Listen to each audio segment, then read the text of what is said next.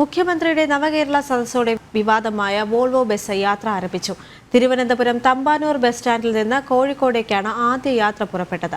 May 5 മുതൽ Garuda premium എന്ന വിഭാഗത്തിൽ കോഴിക്കോട് ബംഗളൂരു റൂട്ടിൽ സർവീസ് നടത്തും.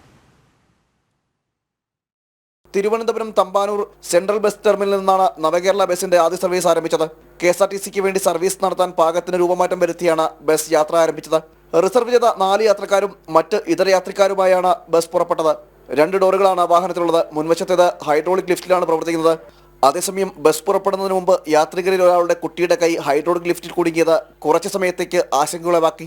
പുലർച്ചെ കോഴിക്കോട് എത്തിച്ചേരുന്ന ബസ് ഔദ്യോഗികമായി സർവീസ് നടത്തുന്നത് മെയ് 5-നാണ്.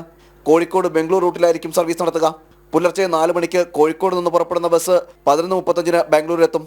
തിരിച്ച് ഉച്ചയ്ക്ക് ശേഷം 2:30 ബംഗളൂരുവിൽ നിന്ന് കോഴിക്കോടേക്കും സർവീസ് നടത്തും. 1171 രൂപയാണ് ബംഗളൂരിലേക്കുള്ള ടിക്കറ്റ് നിരക്ക്.